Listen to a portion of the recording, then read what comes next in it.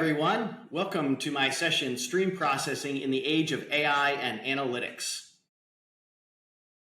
My name is Brian Schwarz. I'm the VP of Products here at Redpanda. I get great joy out of being helpful to people. I am only 2 months at Redpanda. I'm going to share what I've learned about the company and the technology, but also bring a lot of the experience I have. I have almost 24 years now out here in Silicon Valley working on tech startups and a variety of larger companies as well. Super excited to be here to talk to you about stream processing, real-time data, and hopefully you get some great value out of this session.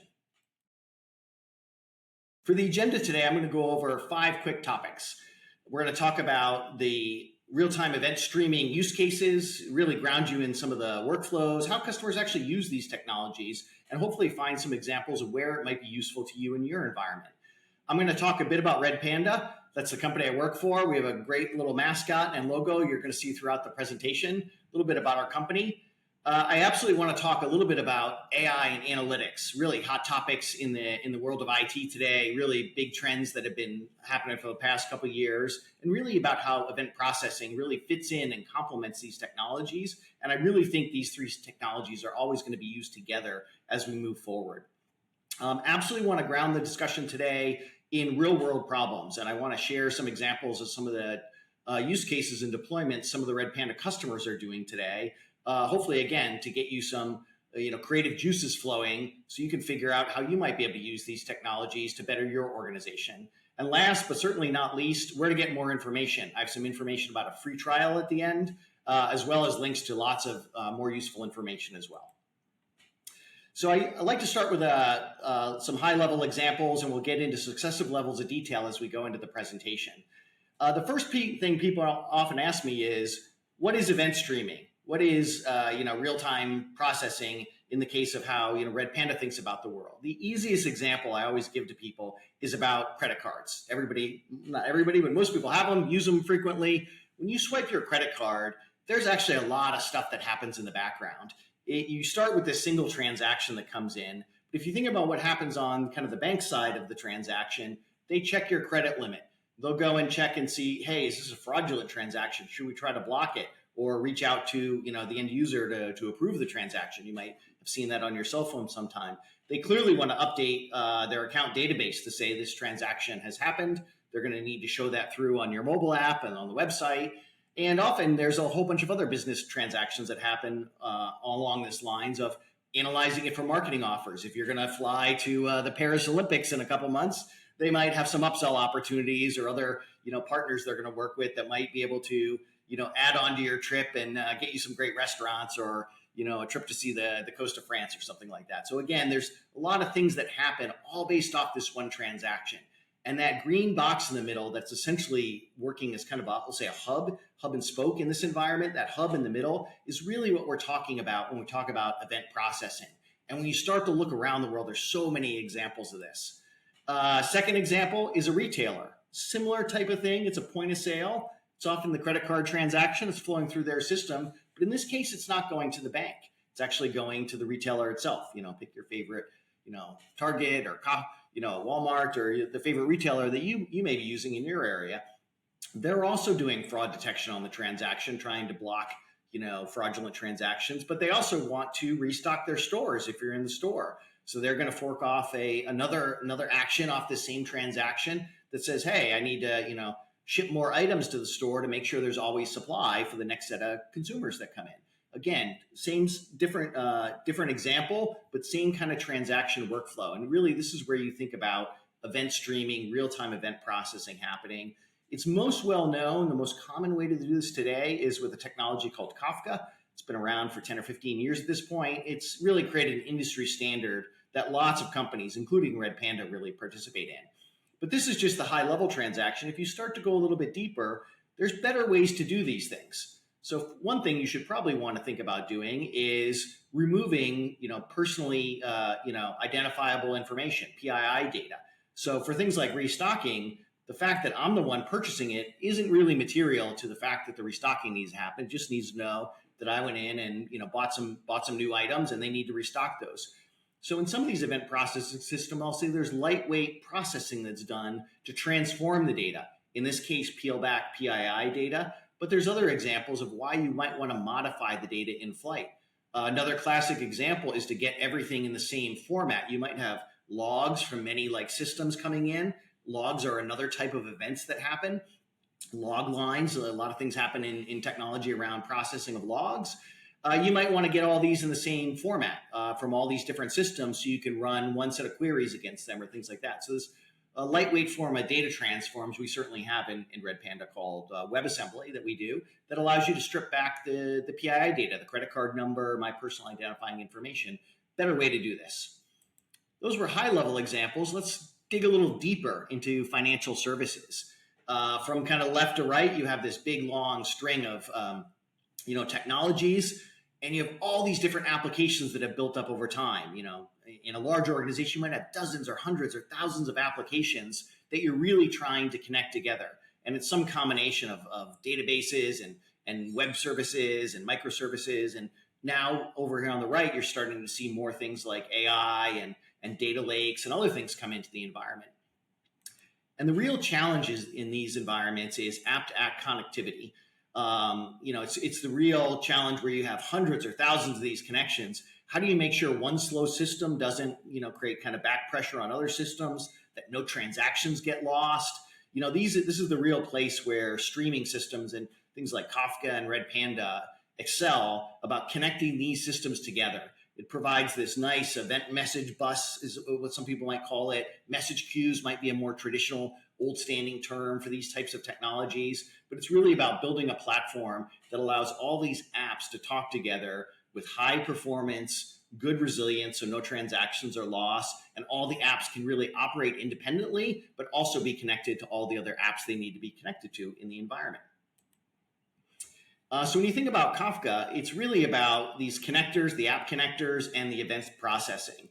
And it's really about, all these different use cases of bringing legacy systems, connecting them to more modern systems. I talked a little bit about aggregating logs and things like building data lakes. It's obviously a big thing today for building, large sets of data. You can use these event processing systems to essentially create, I'll call it like a data tap that allows you to create a second copy of the event, put it into a data lake, and create this massive, kind of system that you're going to use potentially for AI and ML training, but also for more traditional analytics use cases, just trying to run reports for people and to tease out real value from the data in your environment so you can figure out how to run your business better. So that's really a good summary of how you think about event processing and real-time streaming. It's really about these events exist in so many different places. Think about where they take place in your environment, and let's go build some data pipelines to kind of break down the application silos to have as many apps as possible operating on this real-time data. Unfortunately, with Kafka, the challenges of running at a scale are kind of widely known. It's a pretty complex deployment. It was really built for a large-scale SaaS company that running dozens or hundreds of different components to run an application is something that they generally do, but most people don't want to do. And it was largely designed for, I'll say, older hardware. Back when multi-core compute had 4 cores per CPU versus what you find today, where it's 10x that number. Or storage, you've gone from spinning disk to flash. So the challenge is that running some of these traditional event processing systems, it's come along with some challenges and complexities. And that was really seen at a survey done at the most recent Apache Kafka Summit. It was actually a little bit at the tail end of last year. And you see that one of the real challenges is these things is about performance. If you're going to have a large number of apps connecting to each other, the complexity of building these systems, and just the expense to run the infrastructure and administer these systems, it's just too high. And that's really kind of the foundation for what was the founding principles for Redpanda.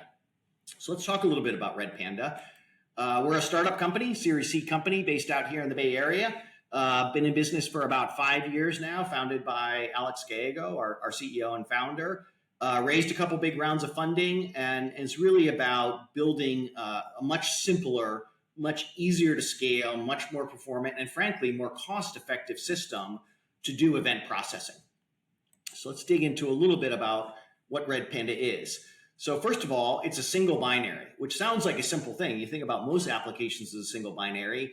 It's not really that way in Kafka, where you had separate, kind of servers for schema registry and for cluster management and for the HTTP proxy and all these things that you probably don't really want to know and care about how they're set up and run. We built that into one, easy to deploy binary. It's all written in C++. It's super fast. It is Kafka API compatible. That's the one of the great values. You can just plug it into the ecosystem of connectors and things like that already exist. And it's really built to be developer friendly, because a lot of these systems are built and run by developers. You want to automate the deployment of these things, automate the updates through DevOps type pipelines and things like that. So a lot of things have really been designed in our environment to make it easy for the folks who are designing, deploying, and running these systems. One techie chart I wanted to show you, just to give you a little bit of detail. This is a latency chart that has 3 lines on it. Lower is better in the picture here, and what you see, because latency is on the left hand y-axis there, and it's about how much latency do you get for a certain workload, and the x-axis is how many transactions get what amount of latency. So they all perform really well if you're just looking at the average, the 50% latency number.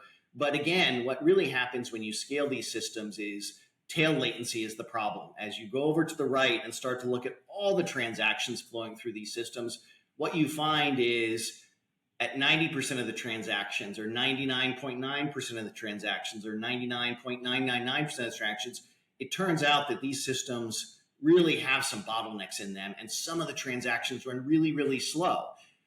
Just think about back to my use case example from earlier. If that's your credit card transaction, it might fail when you're standing at the counter, trying to check out, or if it's online, you're waiting for the transaction to complete. These things, although they're small in number, they do affect the actual outcomes that people have when they're trying to build these systems. And you can see with Redpanda, we can run incredibly low latency systems with good, because you see some of the throughput numbers there on the right in some of the tables, with really low tail latencies. And to me, that's really important. As somebody who's worked on infrastructure for a long time, you can design resilient, reliable systems that work at large amounts of scale. And the other thing to note on the chart is we're doing this with less hardware. It's really getting down to this simple core, broker that we've designed in C++. You get better performance with less infrastructure, and that's part of the TCO advantage that comes along with using Redpanda. Another thing that Redpanda did was spend a lot of time to use cloud storage. These original systems were really built for on-premise deployments using local storage, but cloud storage, and object storage in particular, with things like S3 and Google Cloud Storage, you can use this to store long amounts of event data.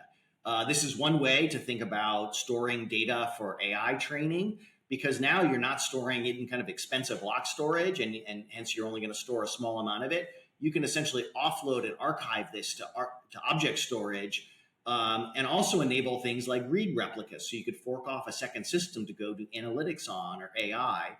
I think the growth of object storage in these types of architectures is really fundamentally changing how people think about deploying them, using them, and the use cases that apply. Because now they're not just storing small amounts of temporary data between applications. You can really start to store larger amounts of data.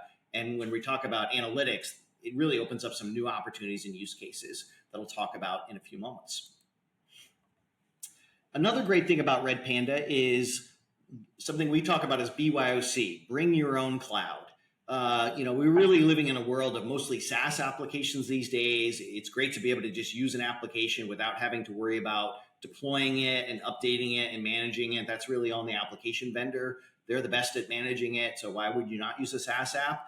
Well, that's great, but we really believe there's kind of a second version of a SaaS app, or a second generation of SaaS apps out there that are going to be run where the application itself runs inside of your cloud VPC. Many of you probably have a cloud account at Google Cloud or Azure from Microsoft, or of course AWS as being the big dog and kind of one who really created the public cloud.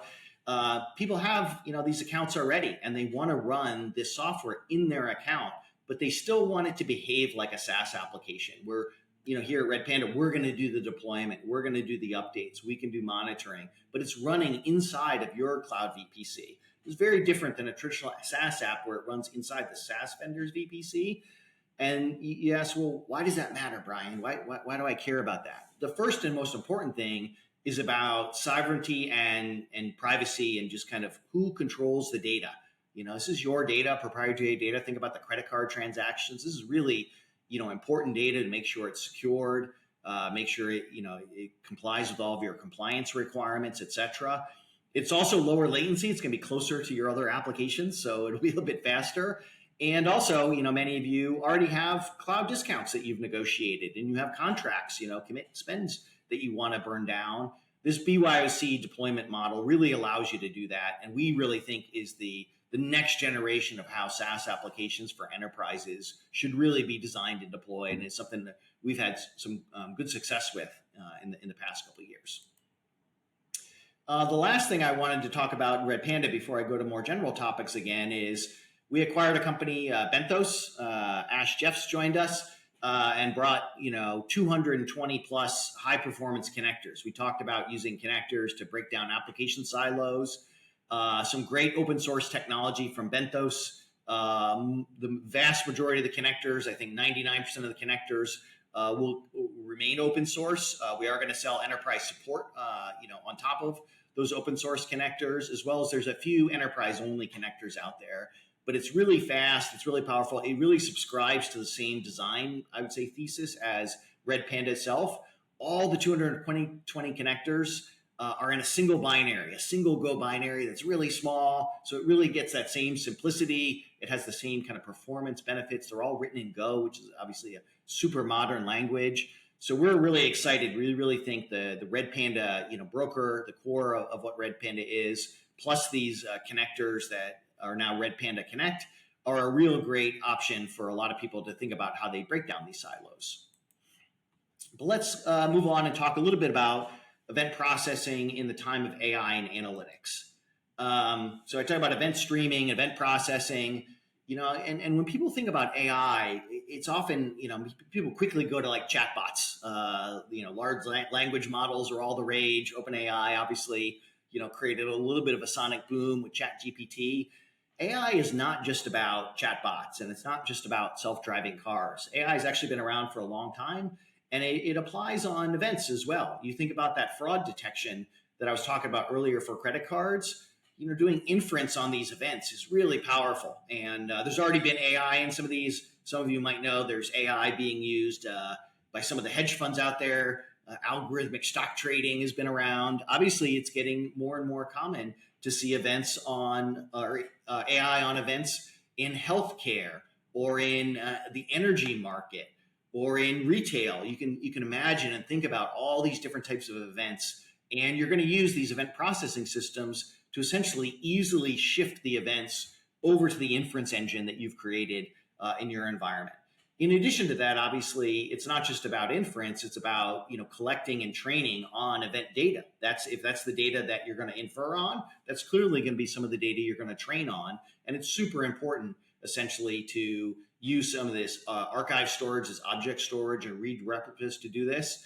And it's a little bit similar to how people feed events into their data warehouses or whatever they choose to call their massive big data thing, a data lake, a lake house. There's lots of terms for these things, but you have a huge, kind of bulk of data you're going to continue to add events to. And these systems, again, provide you a great data tap, or I'll call it a data vacuum, to put data into your data warehouse.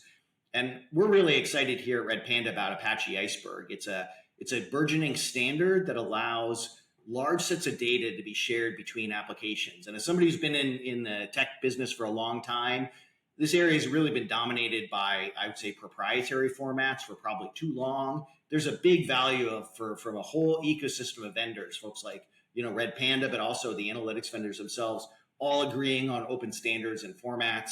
And I really think Apache Iceberg is really the one that's here today that's really going to change the world.